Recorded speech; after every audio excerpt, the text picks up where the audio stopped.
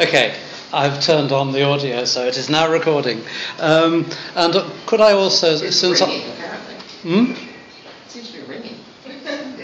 Oh, That's somewhere else, isn't it? I belong to the BSFA, as we were told since 1963. I also belong to the London Science Fiction Research Group that meets. I should plug this. It meets here every on the first at 7 o'clock on the first Monday of every month, unless there's an annoying bank holiday in the way, in which case we meet a week later. You're all very welcome. It does require some work, however, in the sense of this is quite a serious discussion of individual books. Last time we discussed Susan Hayden Elgin's novel Native Tongue. The Monday after next we're discussing Lagoon by Nnedi Okorafor. If you're seriously interested in science fiction, if you'd like serious discussion about books, come along. We have a different book every month. The theme this year is communication, particularly with aliens, but not necessarily with aliens. We're still in the process of deciding what the theme is going to be next year. There is a Facebook page. You can find out what's happening. But you're very welcome. Okay, thank you to the BSFA for asking me to interview Charlie. I like space opera. I like occult thrillers. I really rather like sort of those romps between timelines and alternate histories and things. So it follows sort of naturally, really, that I like Charlie. Or I like his work. I mean, I don't like him as a person, but I really like his work. And I've been reading it since it first came out. It sort of surprised me, in a sense, how recent that is. I mean, I've known Charlie since the early 90s. Met him at a science fiction convention. I can't remember which one. Possibly a Mexicon or something. I don't know. Probably, yeah. But he published in Interzone a long time ago, but his first novel, I hope I'm right here, was published in 2003, which is actually not very long ago. It was the first novel that actually escaped. There was a very close run thing in the mid-90s when a novel called Scratch Monkey nearly came out from Millennium, but due to a three-way communications error between myself, my agent Maggie Noach and the editor, the deal didn't quite come together. So I sort of kept failing. The first 15 years of my writing career, from my first short story sale to Interzone in 1985, was basically a smoking crater. So in the late 90s, I realised I hadn't been writing enough lately. I'd been selling even less in the way of short fiction. I'd never successfully sold a novel. It was time to get serious about it or give up and go home. So I came up with a few simple principles. What does one do? Well, you start trying to sell short stories to the big, famous, important magazines in America, like Asimov's or Analog, whichever ones people pay attention to. This is after 15 years of selling to Interzone, so I did give it a go on the home turf first. You write novels. Each novel should potentially be the first in a series, and you send it out and go to the American publishers because, as the famous bank robber said when asked why he robbed banks, he says, because that's where they keep the money. But never write book 2 of that series. Always go and write the first book of another series, because the second book of a series is going to be utterly useless to you if book 1 doesn't sell. So I wrote a number of novels and kept sending them out and sent short stories out, and then I found myself on the hook for 3 successful series, because they all sold. This was not in the plan.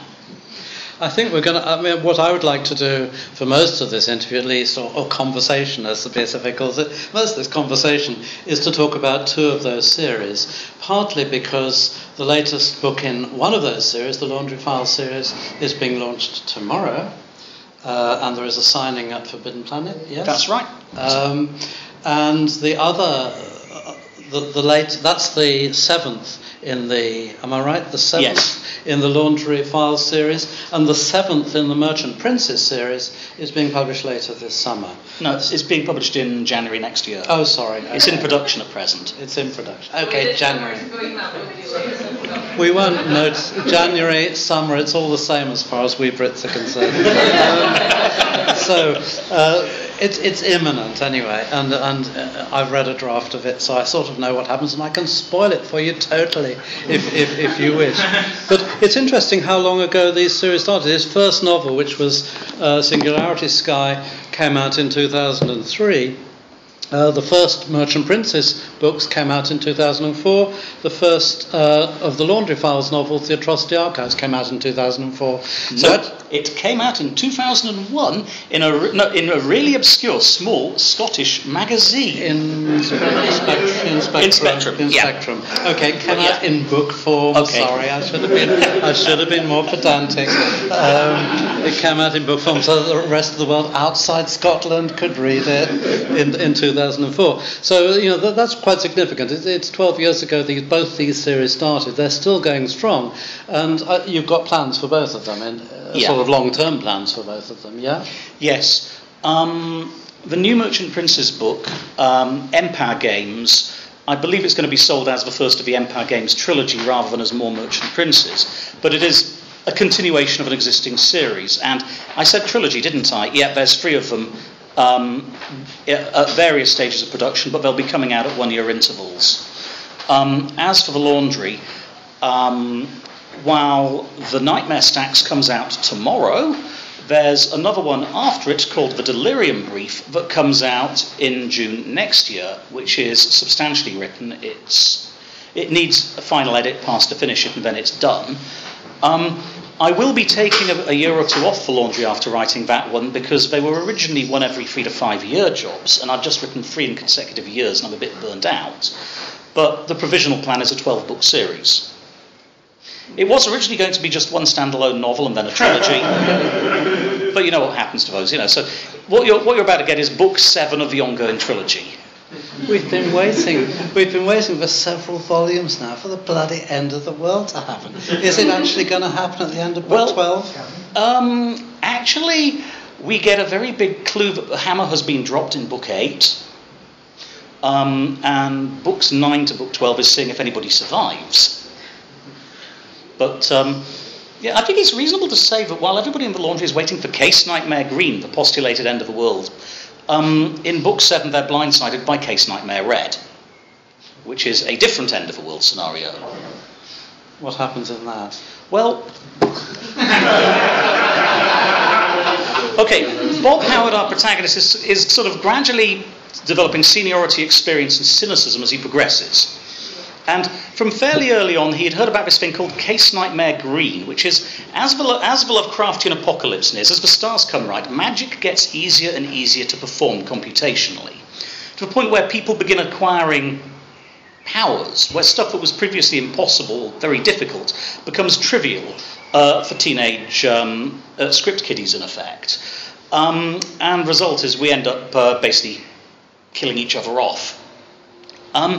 As he discovers in book 6, or rather as his wife Mo discovers in book 6, the Annihilation Score, Case Nightmare Green is one part of a portfolio of problems called Case Nightmare Rainbow. And we get a bit more on the quantification of Case Nightmare Rainbow in book 7, The Nightmare Stacks. Case Nightmare Red is the alien invasion scenario. The increase in computational and magical density of Earth effectively sets up a neon-lit buffet sign saying, all-you-can-eat buffet here to extra-dimensional invaders. And, of course, the extra-dimensional invasion takes place in book 7. Now, I should add, the first 4 of the novels were pastiches of British spy thriller writers. Len Dayton, Ian Fleming, Anthony Price, although that was a bait and switch, I originally meant it to be Elliston Trevor, aka Adam Hall, and then Peter O'Donnell, author of Modesty Blaze. Then I got bored. And I switched in book 5, the Rhesus Chart, to pastiching urban fantasy subgenres. So the Rhesus Chart is the vampire novel. Then I did Echoid, the unicorn novella, which I'm told has spoiled My Little Pony Friendship is Magic forever. The Annihilation Score was the superhero novel, and The Nightmare Stacks is the elven novel. They're very weird elves. Or pointy-eared fuckers, as one Laundry employee puts it. Evil pointy-eared. Yes. Yeah. I decided that elves were quite obviously another species of gracile hominid from another universe who had done unto our ancestors what our ancestors are postulated to have done unto the Neanderthals. I went into a fair bit of the evolutionary sociobiology of how they use magic and what sort of social structures came out of it. Let's just say they're nasty. What I came up with...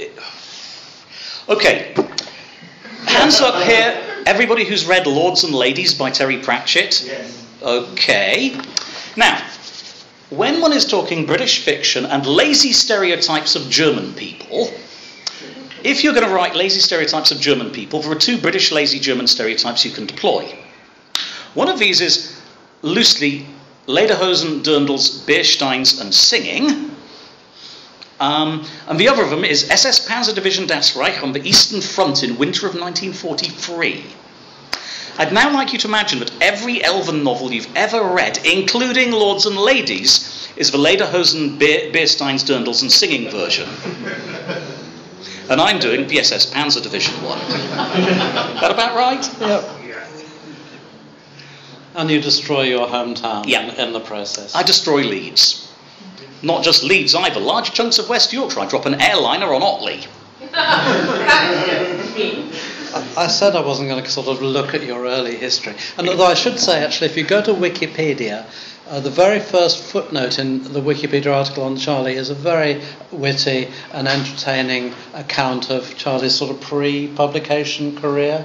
Your career as a pharmacist, your career as a computer programmer, your career as a writer for computer magazines and so on. It's very funny. And it's the only sort of autobiography I've ever seen where the highlights, the turning points of his career come with the appearance of new computer hardware and new computer programs. That is so bizarre. Anyway, to go there if you want to learn about that. But why destroy your hometown? Did you hate Leeds so much? Well, I grew up there and escaped as soon as I could. As my last editor at Ace put it, Charlie, why did it take you so long? I mean, it's normal for authors to destroy their hometown in their first novel. Why did it take you so long? To which I said, Susan, I believe in delayed gratification. There are places, I will grant you, that deserve destruction more than Leeds, but Leeds is somewhere on my personal list for Room 101. Can we go back to the sort of beginning of the Laundry Files? The Atrocity Archive originally was in a magazine. It became the Atrocity Archives with an S when you added the Concrete Jungle. It's interesting that Charlie's 3 Hugo wins came, 2 of them were Laundry novellas, which sort of indicates how popular the Laundry series has been, really. Even if a novel hasn't won it, 2 of your novellas have. Yeah, and a couple of the short stories have also been nominated, but didn't win. So, so where did it all start from? Did it start from thinking about Lovecraft? Actually, it started from an earlier novelette I wrote called A Colder War. Now, A Colder War is something I began work on in 1992, not long after the end of the Cold War. And it was going to originally to be an alternate history novelette that was trying to condense the sense of alienation I felt from the whole Cold War ethos by putting it in an alternate history. And I couldn't quite make it work, and I put it on the shelf for about 3 or 4 years, and then came back to it in 1996 and realised what this needs is Lovecraftian horror. Because on the one hand, it's kind of hard to convince people who are youngsters today just how terrifying it was growing up in your teens in the 1980s. The prospect that at any moment your face could be burned off and everybody you know die horribly as a result of an obscure ideological disagreement among vast, cool, impersonal intelligences a great distance away from you. It was kind of really, really creepy and cold and strange. And during the period when I wasn't working on this novelette, I reread At the Mountains of Madness and suddenly realised, hang on, I wanted an alternate history. Well, here's an alternate history. If you postulate that At the Mountains of Madness was historically accurate, what would have happened afterwards? Well, we know what would have happened. There'd have been a race to exploit the city of the old ones on the icy plateau in Antarctica. And they would have been looted, and the relics would have been carted away, and they'd have been turned into Cold War weapons. So I ended up with this very episodic rather strange novelette from a point of view of a CIA analyst who's gotten sucked into this. And there are various bits of tongue-in-cheek, or should I say squid-in-cheek humour. Mr. President, we cannot permit a Shoggoth gap to emerge.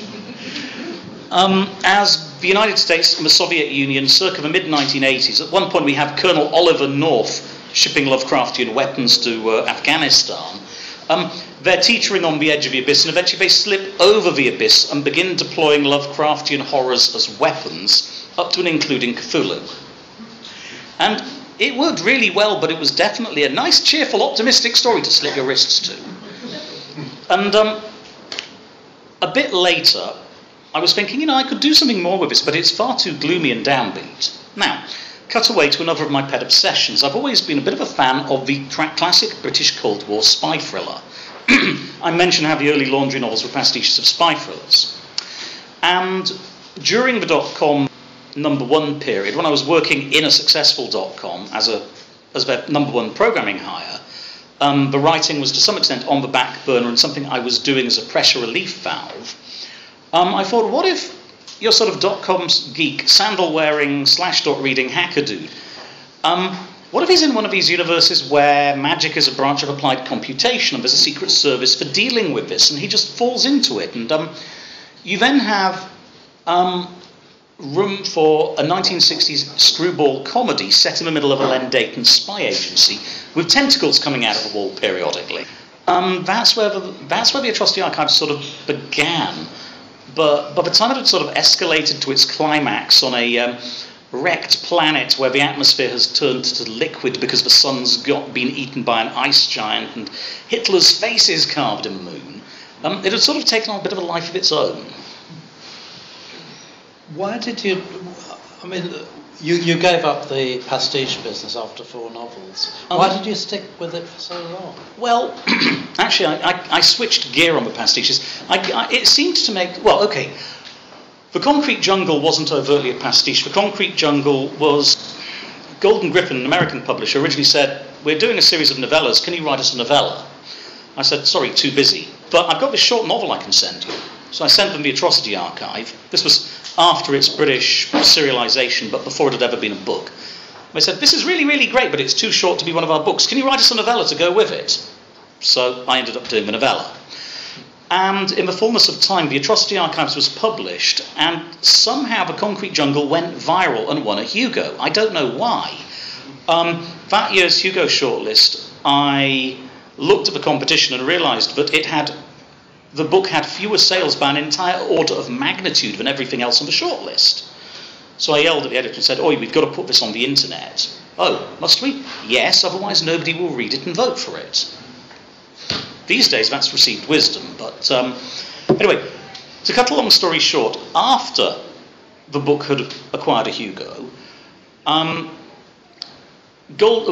Ace, my American publisher, said, I think we were going to pick up the paperback rights to this. And then Golden Griffin came back and said, would you be interested in writing another novel? At which point, all I could think of was, oh, right, okay, write me one just like the last, only different. I know what I've done, Len Dayton. Let's do Ian Fleming / James Bond. And I have to this day not seen any of the Casino Royale or subsequent new Bond because I burnt my brain out on James Bond, watching 16 Bond movies in a row and critique them analytically with a friendly indie film producer in the space of 2 months. Do not do this to yourself. I actually flowcharted the Bond movie structure, right down to the opening sequence, then did something different. But that's where the Jennifer Moore came from. So it wasn't Ian Fleming, it was the movies? It was the movies primarily. In fact, it wasn't even so much the movies as the reader's reaction to the movies. It takes something of a revisionist stance on the movies. And the third one, the Fuller Memorandum, that was inspired by or pastiche of Anthony Price. Now, I must confess I have never read an Anthony Price novel, should I? Yes, you're missing something. Okay. He's relatively obscure now because he stopped writing when the Cold War ended. He was about 80 when the wall came down. A television series was made based on the books, but it never gained movie traction and it was never big in America. But he was one of the finest of the British Cold War spy thriller writers from about 1960 to about 1985. In particular, his spies worked for an organisation called Research and Development. They are very, very academic. His primary character, David Audley, is a historian by training. And there's usually an awful lot of research in dusty library archives, and then suddenly a gun comes around the corner and shoots a researcher in the head because they've stumbled across something everybody's forgotten for 50 years with drastic implications. And that's sort of how Anthony Price novels are structured. In the case of the Fuller Memorandum, I was originally going to do an Adam Hall Quiller novel, but was reading Anthony Price at the time and fell in love with his prose style and went for him instead. As for the one after that, is everybody here vaguely familiar with Modesty Blaze? Yes. Mm-hmm. Right. The Apocalypse Codex was the Modesty Blaze novel. I saw a lot of people whose heads were not shaking or nodding at that. Okay. Modesty Blaze is a figure from the distant past, as far as I'm concerned. 1960s through 1980s. As late as that? Okay. Originally a newspaper comic strip, then a series of novels by Peter O'Donnell. She is a war refugee who comes out of the Balkans as a small kid, an orphan. She ends up drifting into a crime gang in Marseille, graduates to run the most deadly jewellery and theft and cat burglary gang in Marseille and the Mediterranean, then retires to London with her henchman Willie Garvin, who's a former British Army deserter turned, I think, French Foreign Legion guy. But she tends to get bored because she'd made her $250,000, this was in 1960 money, and the head of MI5 knows she's there and uses her for deniable jobs by just running something past her that gets her attention, which is very much like running a brightly feathered lure on a stick past the nose of a cat. She's in the novel. The Modesty Blaze character is called Persephone Hazard. There's a rather seedy villain in Jennifer Morgue who's called Pat McMurray. There is a sort of henchman who's called Pete Young. There's a sort of pattern built, for those who know British fandom, there's a sort of pattern building there. I know Pat, I know Pete, I know Persephone. Pat was asking for it. In fact, Pat won a raffle for it. I was wondering how it came about. Are there any other characters in there from real life that I haven't recognised? Apart from those three? Probably not. I try to be very, very careful about that sort of thing these days, especially since I began getting diplomatically worded emails from my editor at Orbit, who, after the books had been run past the Orbit legal department, say, please can you make sure that there is no way that this Home Secretary can be mistaken for Jackie Smith or Theresa May? So there isn't. I made sure to specify the hair colour and eye colour correctly. So the first four, really, the pastiches should be seen as a sort of quartet, and then you move on to a new series of pastiches. Urban fantasy pastiches. And I will confess, as of book 8, I've run out of things to pastiche. If you remember the first two Discworld novels, The Colour of Magic and The Light Fantastic, Terry was basically ringing the numbers on pastiches of different fantasy tropes. Then, by the time he got on to book 3, Discworld had sort of acquired a life of its own. The Laundry has been acquiring momentum and a life of its own all along. And there have been outbreaks of, this is not a pastiche, from The Concrete Jungle onwards. Book 8, The Delirium Brief, is very definitely a thing in and of itself, rather than a pastiche. But I may go back and do more pastiches if I can think of anything that needs doing, that's crying out for it. You stuck with Bob Howard as the point of view character, for the first 5 novels? Yeah. I thought he was a great character. Why did you? I mean, all right. So Mo is a great character as well. Mo is the point of view character in the sixth novel. Mm-hmm. Fine, but you seem to have dumped Bob altogether. No, I haven't. What it was, though, is there's a problem you get in any series work where you stick with one protagonist. Either you have to hit a reset button at the end of every episode, much like Star Trek, Or you have an ongoing story arc that builds from book to book, and your protagonist gets more and more powerful. In games parlance, they level up. By book 5, I realised Bob had levelled up to the point at which he could walk into a nest of vampires and walk out again with his hair mussed. But, you know, he's not exsanguinated and bleeding in a corner. He was a bit too powerful and a bit too knowledgeable. So I thought, cut away from Bob for a bit. Now, Mo started out in book 1 as, unfortunately, the princess in the castle. Then in book 2 I realised this was a really bad thing to do and figured out, no, she doesn't like being the princess in the castle. What's she going to do? She's going to turn herself into something else. And in the background, she's been turning herself into something else throughout the first 5 books. And book 6 is a very useful tool because it allows me to... Bob is an unreliable narrator. He has an overinflated opinion of himself and he's a bit willfully blind to his own failings. Mo, who's been married to him for 8 years at this point, is very definitely not blind to Bob's failings. And we get a unvarnished perspective on him from the outside, which I think is a bit healthy, but boy did I get hate mail for it. Oh yeah. Book 6, the Annihilation Score, is the Mo novel, it's the superhero novel. She and Bob have separated because of a slight argument between her violin and Bob.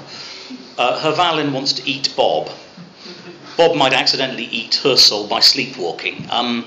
They've both become somewhat monstrous. So they're living apart, and Mo is under enormous stress, and in a misguided attempt to help her deal with the stress after her cover is blown live in front of the BBC News 24 camera crew, she is handed an assignment at a fake cover as an agent of MI5 and sent to the Home Office to set up and run a small consulting team for dealing with the superhero menace. Note I say superhero menace. What does the Home Office generally think of vigilantes? Nothing good. So, of course, she is given the unpalatable duty of trying to set up and run a small official Home Office superhero team who will be trained and deputised as special constables and sent to fight crime.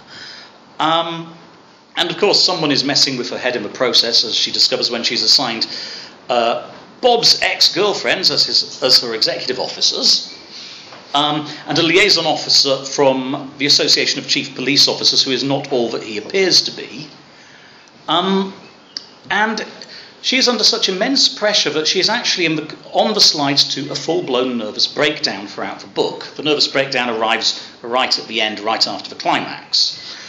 So partly it's a serious introspective, sensitive examination of a midlife crisis, a marital breakdown and a nervous breakdown with superheroes. The other elevator pitch for this was Bob's exes form a superhero team and fight crime. But it also allowed me to do an examination of Bob from the point of view of him not being there, while also filling in a bunch of the gaps by looking at Mo. And also, you know, the laundry at this point had taken on a life of its own. It's not just a one-person story. It's actually a world of its own, and Bob is just one part of it. We get back to Bob in Book 8, incidentally. Book 8 is the next Bob novel. Book 7 is about an entirely different protagonist in turn, Alex, the somewhat nerdy mathematician and banker turned a vampire from the Rhesus chart. That was a surprise. When I started, I read Nightmare Stacks, and it's great fun. But it was a shock because I thought, it's going to be. I assumed it was going to be another Mo novel, and she doesn't appear at all, I think, or neither does Bob. He's mentioned, but I don't think she's mentioned even. So you're gonna pull the same one in number 8, did you say, or? No, number 8 is back to Bob with a little bit more of an ensemble cast. Various other laundry personnel get a lot more face time in it. It's not just Bob, although it's still Bob's workplace diaries.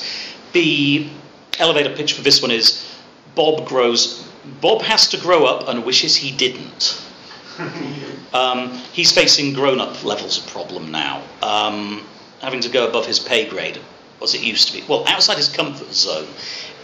Book 8 opens with Bob in a suit being frog-marched into Broadcasting House in London and locked in a TV broadcast studio to be interviewed live on Newsnight by Jeremy Paxman. because nobody else is available to do the job. They're all dead or suspended pending a parliamentary inquiry into just what went wrong in Yorkshire. Are you going to tell us how he survived Paxman?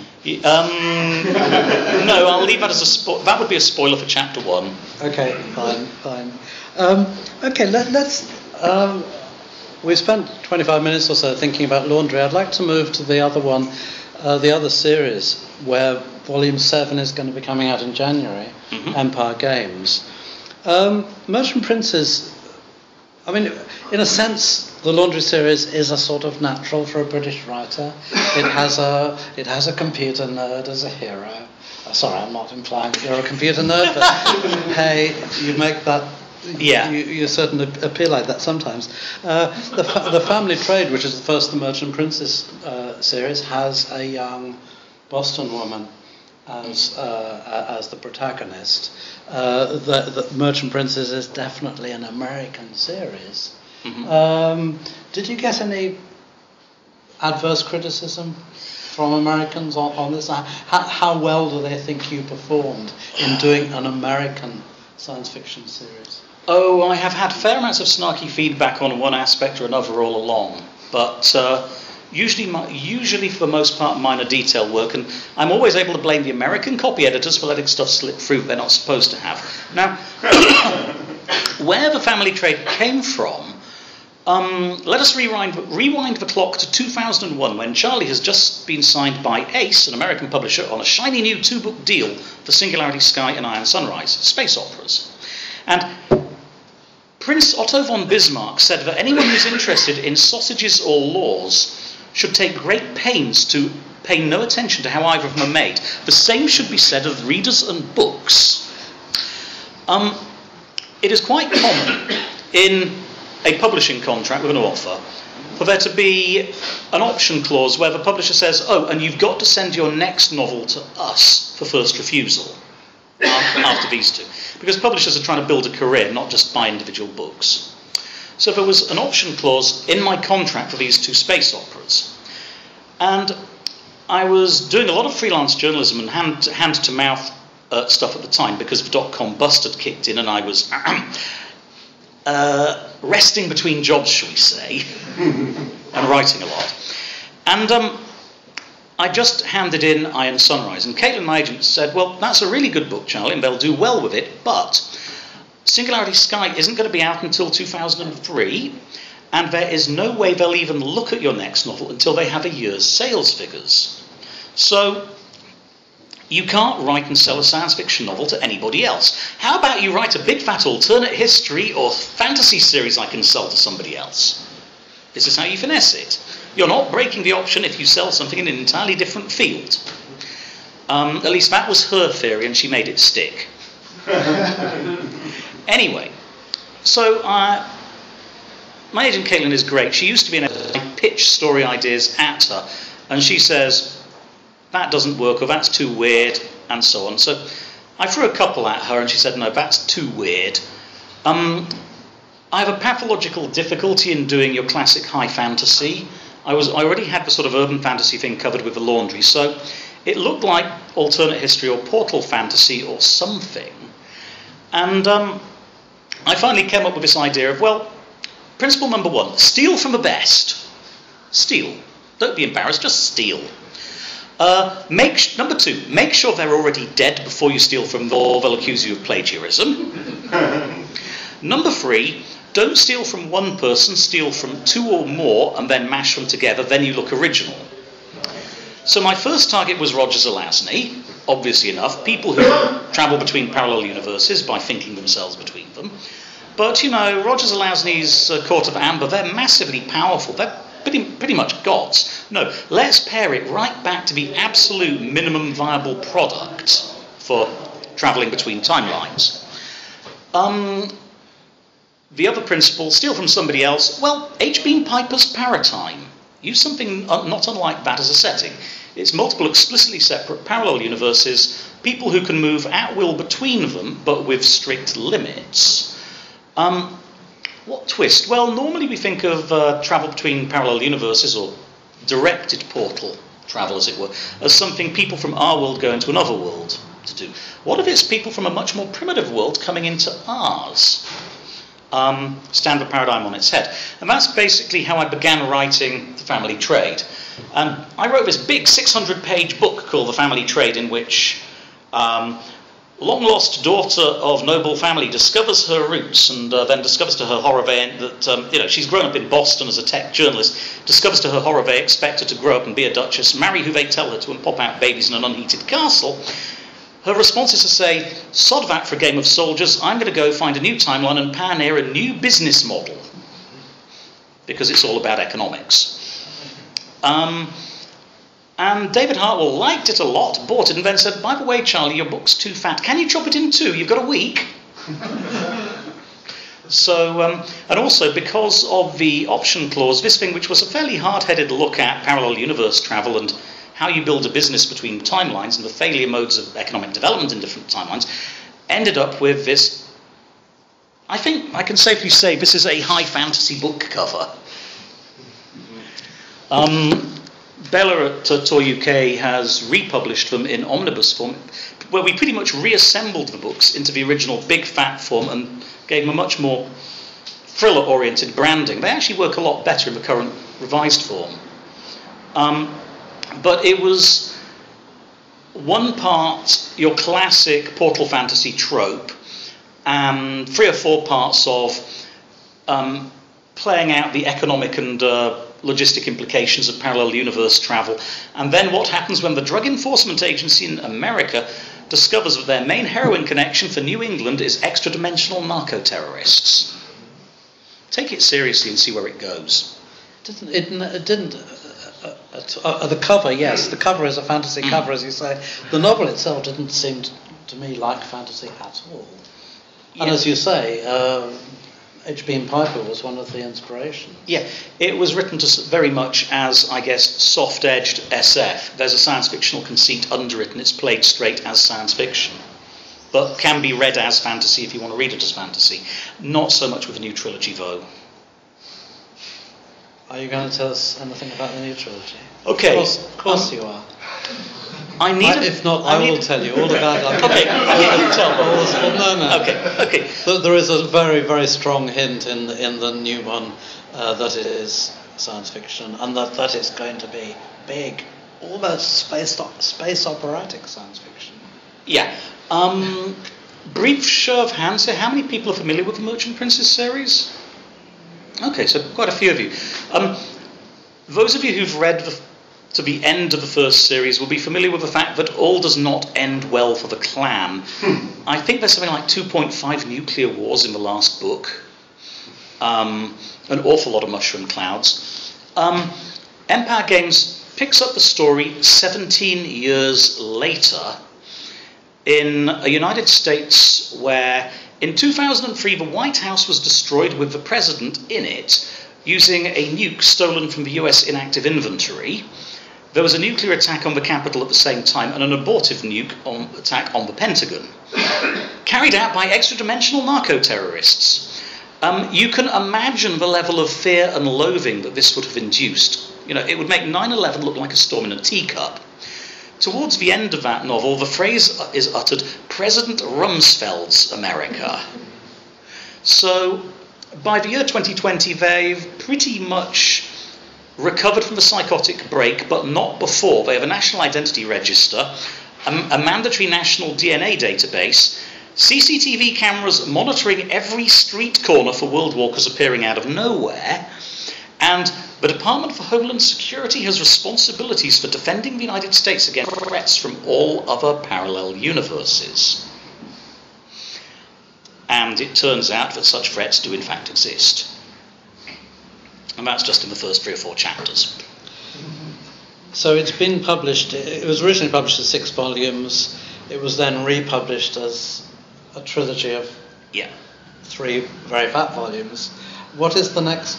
The next one is going to be a trilogy too, is it? It's a trilogy, but of somewhat smaller books. I hope Bella doesn't hate me for saying this, but my view of it is, it was my chance to write a big fat Neil Stephenson-sized doorstop with 2 dotted lines down the spine.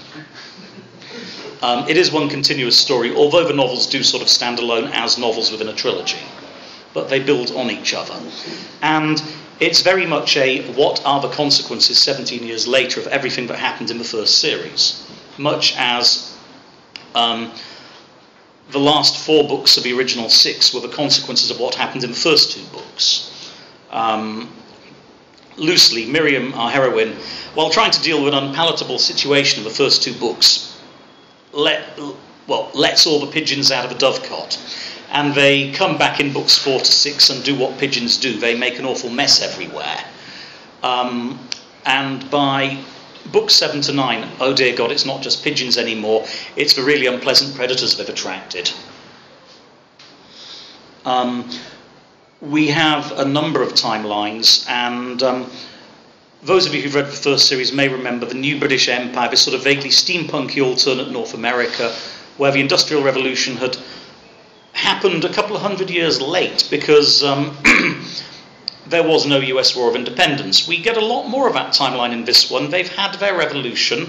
They're called the New American Commonwealth, and we meet Miriam again, getting the phone call to confirm that they put their first spy satellite into orbit. They've been playing technological catch-up for 17 years, and when they make first contact with the United States, not only do they have a head of state whose instructions to his Politburo is find a way to save the United States of America for democracy, but there's going to be parallel universe travel and nukes on both sides. As I said, I've always had an affection for Cold War spy thrillers. The New American, is it the New American Commonwealth? Yes. Basically makes about 100 years of technological progress in 15 or 16. Actually, no, they don't. It felt like that. And it feels like that, but appearances are deceptive. In the original book, Miriam sees a very steampunky looking environment with cobbled streets and steam cars and biplanes overhead. But if you stepped out of a time machine set to 1942 in North America, you'd go out onto the streets and you would see Model T Fords still beetling around, biplanes overhead as well, although some DC freeze, steam locomotives. You would not know that you had stepped into a world that had ballistic missiles, nuclear weapons programs, and computers, but they'd be there in embryo. So, as William Gibson put it, the future is already here, it's just unevenly distributed. The world Miriam had encountered was actually closer to the 1940s than the 1900s. Now, I've been looking a fair bit at technology transfer and rates of economic development, and an interesting thing is what happened to South Korea, or Japan after World War II. Japan made an astonishing great leap forward, first during the Meiji Restoration in the 19th century, and then again in the 1950s. More recently, South Korea did it. South Korea and North Korea were pretty much level pegging in 1970. They were both under fairly dictatorial military regimes.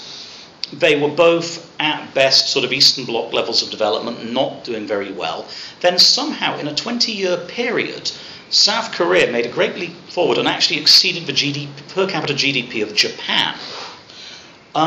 They somehow actually managed to bridge the gap and jumped straight into developed world status.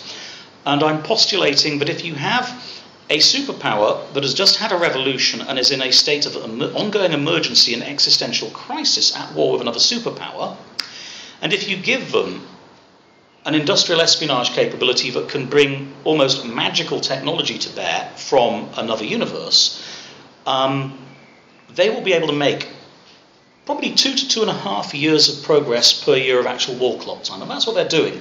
They have actually reached about the mid-1970s from a 1940s starting point in 17 years. But of course, their 1970s are not our 1970s, and there are some roads not taken in our universe. For example, around 1960, a British aircraft company called Fairey was making a very interesting aircraft called the Fairey Rotodyne.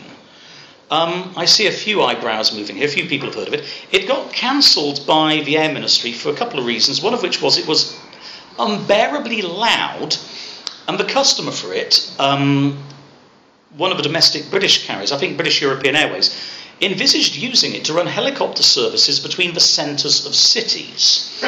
This was for something which had noise levels which would be appropriate only for a military plane. If I say it was about the size of the V-22 Osprey in a similar capacity, but in 1960 using rather simpler technology, it was basically potentially a very useful military vertical takeoff transport. This is something that was consigned to the dustbin of history in our history purely by a totally inappropriate series of managerial decisions, but could so easily have happened. Again, Project Orion, Freeman Dyson and co.'s plan to build a nuclear pulse detonation-powered spacecraft. Not really feasible here, but if you're a superpower in the first throes of Cold War trouble, and if also you know where all these computers and electronics are going, you just make part of your national specification that all computers will be built with EMP shielding in the casing. Then you start building your space dreadnought. And so it goes. Have you worked out what's going to happen in this trilogy? Is part of it already written? Yes. Book 2 is very, very nearly complete. There's just a couple of edits to deal with before it's finalised by the end of this year. Book 3 exists in first draft. The ending sags a bit, so part of my job next year is to rewrite the last half of Book 3. But substantially, it's complete. I know what the trilogy is about, I know where it's going, and there's 1/3 words there. Your output over since 2003, your output has been absolutely phenomenal. Are you going to continue at this rate? Nah. And actually, I deny that my output is phenomenal. I've been averaging about 1.5 novels per year, but you've got to bear in mind my novels tend to be relatively short. They're in the 100 to 120,000 word bracket. To put it in perspective, George R.R. Martin publishes about a book every 2 years, but he writes more words than I do. He writes faster than I do. It's just his books are enormous. In addition, there's always somebody who writes more. Everybody knows somebody who writes more than they do. There's one American author I know who, in a normal year, writes 6 times as much as I do in my best year ever. Roughly 10 times as much as I write in a normal year. So, good. She has had 5 items on a Hugo shortlist under 2 pseudonyms in 1 year. All right, and now I know who you're talking about. So I think we can safely say she's at least competitive. And have you got? I mean, when you finished, I mean, the Laundry series, you're planned to bring to an end with number 12. You're planning to bring Merchant Princes to an end with number 9. I'm not sure. Oh. The Laundry is a bit of a movable feast. It was originally a standalone novel. Then, when the Jennifer Moore was commissioned, I thought it would be a trilogy. Then it began growing, and at this point, I figured out what the overall story arc is, and I think it'll take 12 books. Now, The Merchant Princes is a bit different. Originally, it was written to a pitch for a tetralogy of really, really, really big fat books. The first big fat book came out as the first 2. The second big fat book sort of grew in the telling and ended up as the next 4. The third book, by which point it's sort of veering off the original outline, is the new trilogy. But I don't know if a 4th is going to be necessary or is ever going to be written. To some extent, there's an issue with impetus because the driving force behind the series was very much David Hartwell, the famous American editor who died this January. I'm absolutely committed to completing the current trilogy. I will then need a bit of time off to reevaluate. Do we want to go back and do more in series? Before he died, I was in any case discussing with David, there's 1 million words of this material now. Holding it in my head is very, very difficult. I would much rather do standalone novels in continuity than huge sub-series where you're effectively dealing with a single story 1/3 to 500,000 words long. I'd much rather do standalone novels. So I may well go back to it and use it as a setting in future. But I don't really want to get into plans beyond Book 9, as in any case, Book 9 will not come out before 2019? At least, I think. Yeah. So we're talking quite a long way ahead. And you are beginning to write a freestanding space opera? Well, yeah. I get bored eventually, but more to the point, it is always an easy sell to sell a book that's a sequel to something you've already done. And that way comes a bit of a snare and a delusion and a trap. I haven't actually started a wholly new project set in a new universe all of its own since 2007. Since 2007, when I wrote Palimpsest, the time travel novella, I have done Rule 34, which was a sequel to Halting State, Neptune's Brood, which was a sequel to Saturn's Children, 3 more Laundry novels, 3 more Merchant Princes novels, and oddly, everything here is a sequel. So that's sort of 8 books in a row that are sequels. So I'm in the process of moving to a new American publisher. Basically, I'm parting company from Ace, who've been publishing the Laundry Files and my main SF since 2003 now. And part of the deal, it's always easier to sell an original book to a new publisher. Very often publishers don't like to take on a series that's part way through. The Laundry Files is being picked up by a new publisher, in this case by Tor in America.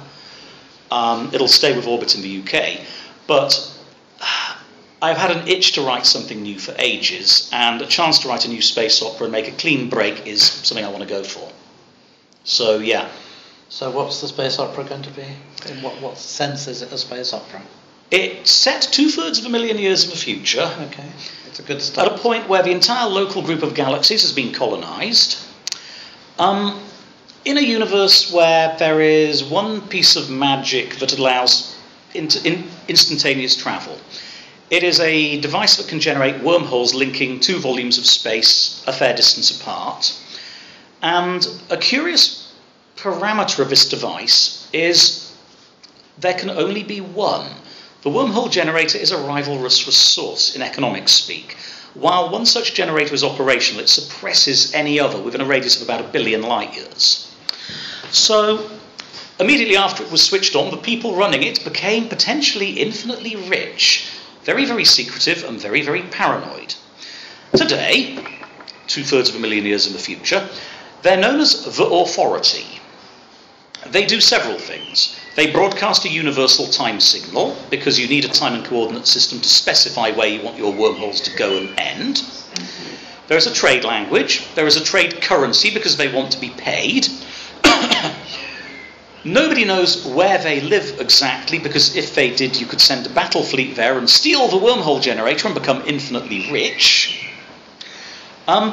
People who get that kind of idea tend to wake up dead one morning because the Authority, let's just say they are so rich and paranoid that they have a very, very scary secret police.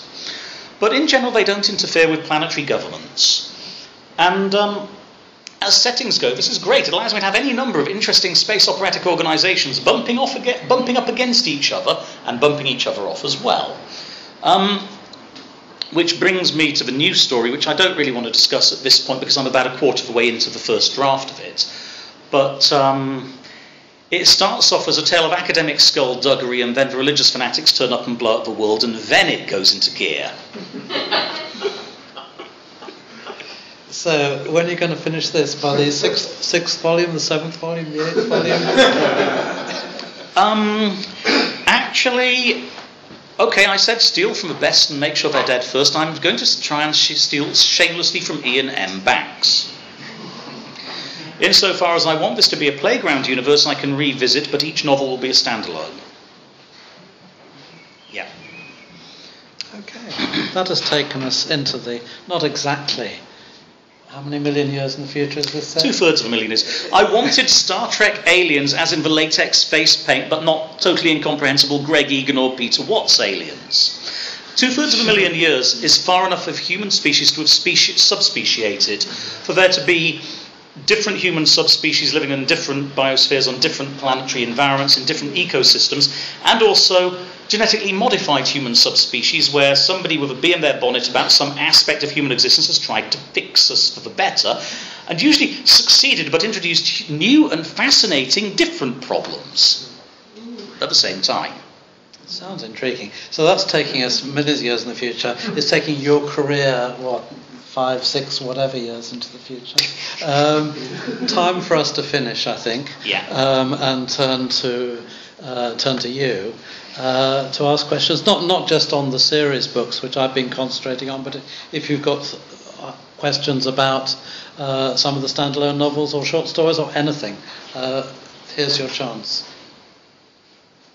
So I want to ask about one novel that you've done, and probably the redevelopment of it actually.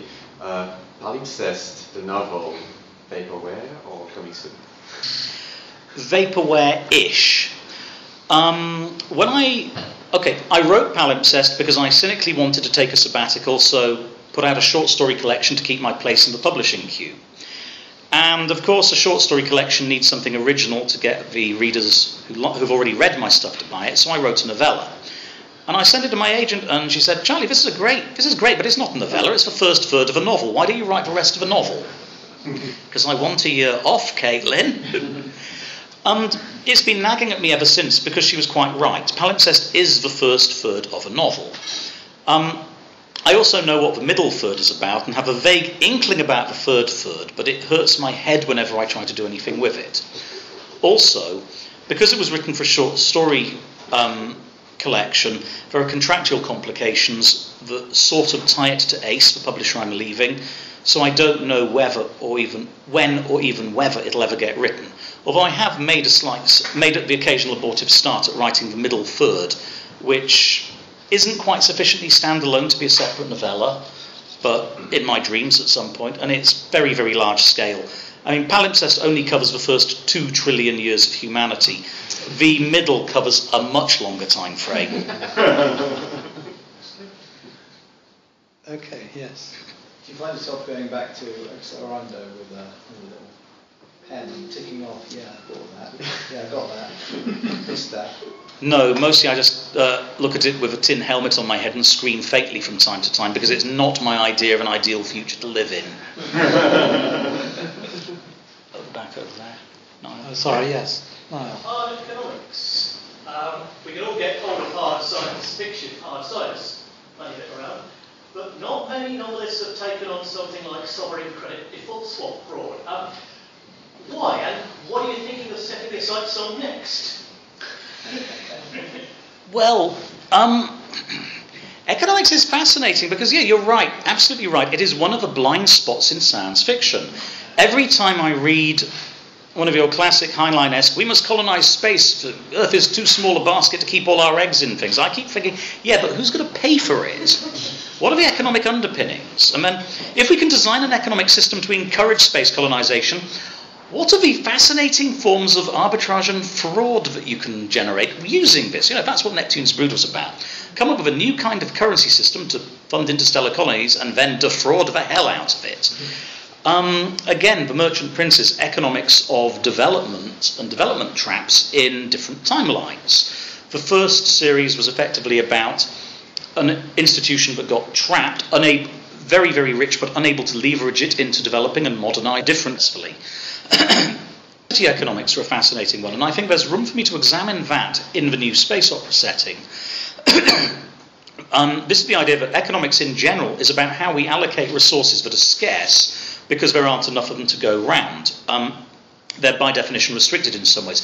Either because if I eat this apple, you can't eat it, it's physically rivalrous, or because we built up some kind of elaborate intellectual property framework that means if I give away a copy of a novel, this is piracy. It's not legal to do so, even if it can be copied at virtually zero marginal cost of duplication. So what does a post-scarcity society look like? One could argue that by the standards of an 11th century penny, a homeless person wandering around London eating out of food banks is living in a poor person's post-scarcity society from the 11th century. There's sufficient food, they're free from disease, there's no knight on a horse going to come up and use him for target practice to see how sharp his sword is at random. It's a surprisingly safe, surprisingly prosperous society. But it doesn't feel like it's a post-scarcity society to us. Why is that? What happens to our expectations? But beyond that, I can't really say where I'm going beyond that, because if I could, I'd already be writing it. Yes. The Lambda Function Act, is it still being written? No, not going to be written. That was going to be the third Scottish police procedural about crimes that don't exist yet, told in a second-person present tense, just because. What happened to it was it got steamrolled first by the onset of the Scottish political singularity, and then, as I call it, which I'll describe in a moment, and then by that series having been overtaken by reality. Halting State was set in 2017, we're nearly in 2017 already. The Scottish political singularity. You may have noticed last year there was a referendum on independence for Scotland, and tomorrow there's a referendum on something else about which I should not comment. But a side effect of one outcome of tomorrow's referendum could be that Scottish independence goes back on the cards again. It became literally impossible for a period of about 4 years to write science fiction about a near future of Scotland. Totally impossible. Because could not tell what the constitutional framework of that country would look like. But surely it's fiction, so... Well, yeah, but... It's allowed. It's allowed, but there's a degree to which it deviates too far from what we're living with. Halting State was set in one postulated independent Scotland 10 years in the future. By the time I wrote Rule 34, I'd had to walk it back a little to effectively Devo Max, maximum devolution. Or a sock puppet independence, but really having a lot of stuff outsourced to the UK. But by the time I was getting ready to begin writing The Lambda Functionary, I'd run into, firstly, a degree of feature creep. I was trying to cram too many things into the novel. I was getting too clever for my own good, which slows me up. And then we were getting into the serious campaigning towards the independence referendum. And we're not really out of the woods yet as far as that sort of future goes, but I think the future of Scotland will be a lot more comprehensible going forward in a couple of years' time. Let's just say, though, during the 5-year period when I could have been writing the Lambda Function, it was impossible to do so, and now it's a bit too late. What was it like collaborating with Cory Doctorow? It happened by accident. I mean, you suggest collaboration to a lot of writers, and they either bring out the garlic and holy water and run away, or say, yeah, in principle, we should do that. I have playdates scheduled with Rudy Rucker and Mike Swanwick, but not going to happen. We've tried. Whereas with Cory, it was, well, how about I mail you the stub of a short story I can't do anything with? Because I have this 2,000-word stub of a short story. So I emailed it to Cory, and a day later, he mails it back to me with another 1,000 words on the end. So, okay, ping pong. And we played. Correct that you hadn't met Cory at this point. Correct. So we played ping pong with this short story, and it gradually grew longer and weirder because at each point it was, "You bastard! Huh? Oh, I know. Okay, write your way out of this." And at the end of the day, we had a 20,000-word novella called Jury Service. And, well, why don't we send it to Ellen Datlow, who was editing for sci-fi.com and paying top dollar. And Ellen bought it, and, ooh, $1,000 each, that's not bad. And then a year or two later, Lou Anders, who was editing Argosy magazine, said, well, I'd like to buy a new novella for you, which will be a sequel to Jury Service, and I'll publish them back to back as a chapbook. And there is actually a very, very rare chapbook titled The Rapture of the Nerds out there that's about 40,000 words long, consisting of the novellas Jury Service and Appeals Court. It's not that rare. Well, the Argosy one. I've got one. Oh, okay. Okay, there's at least one person in this room who's got it. And then our editors at Tor got wind of this, and Tom Doherty, the chief executive at Tor, got wind of it. And you know, Tom has form for assembling famous novelist collaborations. Dies Irae by Roger Zelazny and Philip K. Dick, for example, was assembled to order. So was The Difference Engine by William Gibson and Bruce Sterling. And he heard about the mythical Stross-Doctorow collaboration and said, right, I want that. So for a couple of years, every year I would sort of email Cory and say, hi, I'm mostly busy this year, but do you have any free time? No, I'm booked for gills. Until finally, after about 3 years of this, Oh, actually, I've got a clear spot of 3 months here. How about you? Oh, that's funny. I've got a clear spot there too. Let's turn our agents loose and see how much we can shake him down for. Well, that explains the Ayn Rand collaboration. Yeah, I mean, as I was saying earlier, you know, cynicism, sausages, law, and the making thereof, books. Add it to the list. Phil, My questions? is, more seriously, you've spoken a lot on both the interviews and the blog about the tension between having to maintain a living as a writer and make sausages. Mm-hmm. What you'd actually like to write. And I wonder where you are with that and all that.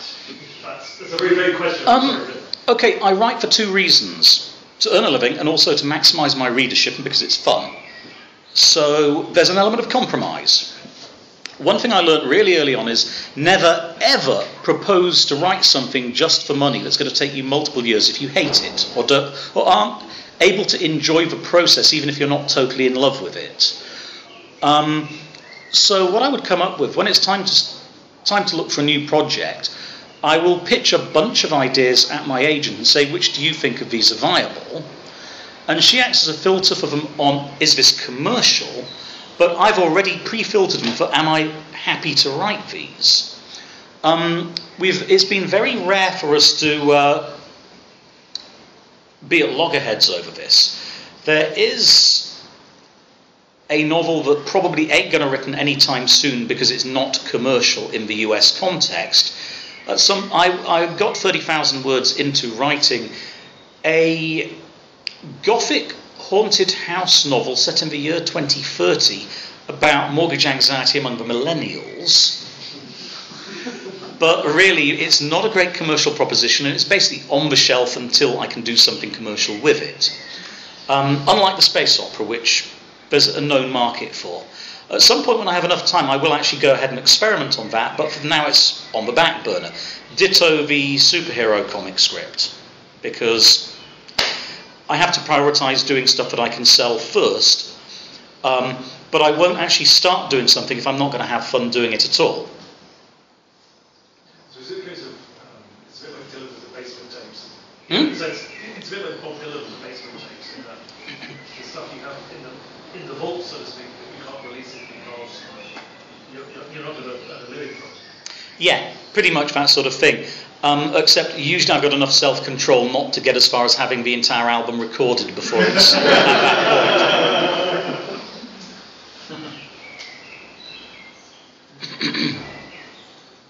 point. Niall again. That basement novel, I know a little more about it than perhaps I should. I hope I don't get written into it.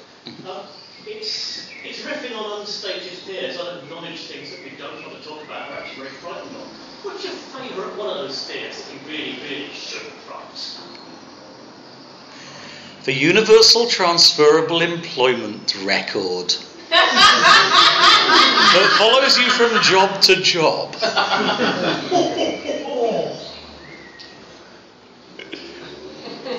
That's me gibbering under the bed. That's typical of the background of this thing. I said it was about mortgage anxiety among millennials, but Gothic horror novel, near future Gothic horror, because we've got lots of historical Gothic horror, but why shouldn't we have future Gothic horror?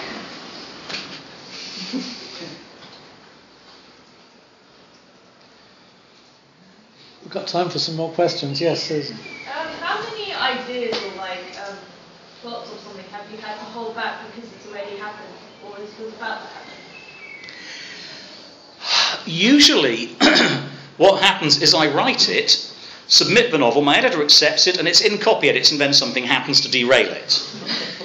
The most notorious example of this was The Atrocity Archive was being edited by, I forget his name, the editor of Spectrum SF, and there's an incident in which Bob is sent early on to get Mo back from America where she's being detained, and runs into a bunch of Middle Eastern bad guys who want to use her for a ritual. And Charlie, it's very topical, but do you think you can maybe find somebody a bit more obscure than this Al-Qaeda organisation and Osama bin Laden? I think your readers are going to know about this one by now. So I went to look for someone a bit more obscure than this guy who'd been very obscure when I wrote the novel a year earlier. More recently, it just keeps on happening. For example, a major element of the Annihilation score is the association of chief police officers, a rather sinister private organisation that contracts spy services to the Home Office, except it doesn't anymore because midway through the production process for the novel, it was renamed and then disbanded to be replaced by something entirely different. Yeah, that's just what they told you to explain that. Yeah. This just keeps happening to the laundry. I was also really biting my fingernails when Halting State and Rule 34 were coming out, because bits of them kept coming out in the news. Bernie Madoff. Yeah, Bernie Madoff totally destroyed the original plot for Rule 34. Back when it was a novel, it was going to be called 419 in 2007. The original plot was going to be a very, very elaborate scam to set up an entire fake Central Asian republic and defraud the World Bank, the EU, and various other entities out of 10 billion euros. Then Bernie Madoff came along. Oops. Had to go in search of a new plot.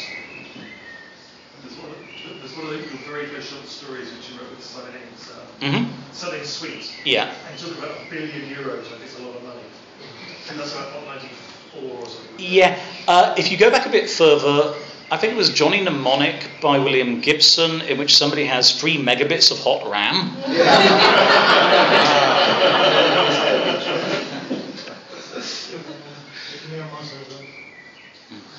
Yeah. Would you ever consider an artificial intelligence as an authorial voice? I've done that several times.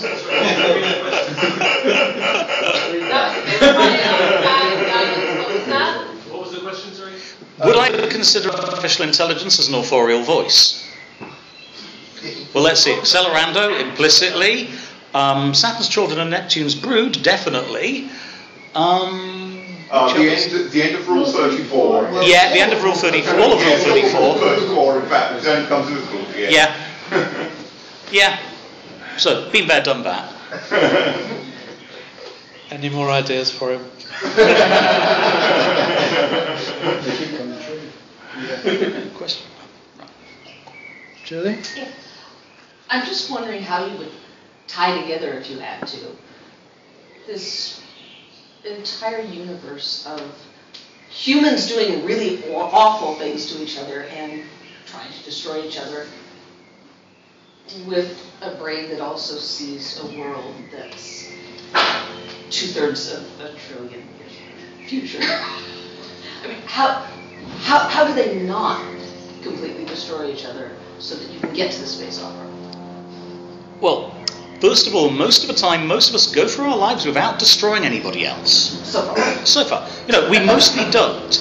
As for space opera, that setting isn't going to be difficult to do. It relies on humanity being atomized and scattered very, very widely. There will be isolated instances of people doing horrible things to each other, but not on a universal scale. So, one of the weird things about the 21st century is just how small the world is. You don't have to go back far to get to Jules Verne's Around the World in 80 Days, and there was this brief craze of journalists in the 1890s proving that you could get around the world in less than 80 days, and busting a gut to do so on a huge budget. And yet, today, you can get around the world in roughly 8 hours by airliner for the equivalent of probably a month's salary in the average developed nation. That's about what it would have taken to have crossed the English home counties by stagecoach in 1815. The whole world over 2 centuries has imploded to the physical scale of the home counties, is what I'm getting at. To look to places where you need 80 days to get across, you're talking about the inner solar system, although the cost of doing it is pretty eye-watering. The technology gap there. So yeah, the scale factor for travel time is something we have difficulty intuiting and getting our heads around. But yeah, when you're looking at the entire local group of galaxies, the scale is so vast that even with some agency mediating interstellar travel by generating wormholes, an awful lot of these colony worlds are going to be off-grid for decades or centuries or millennia even without any contact.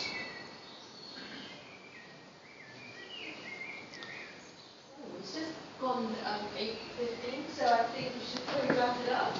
I just want to say a big thanks to both of you for a great meeting.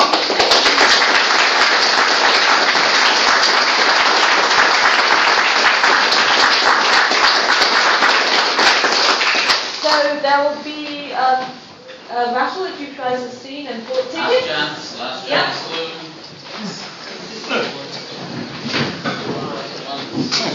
Okay, so they have. Thank you too. They have wine, but they have no bottles of water for the speakers. Oh, I'm so sorry. I should have thought of it myself. No bottles of water for speakers.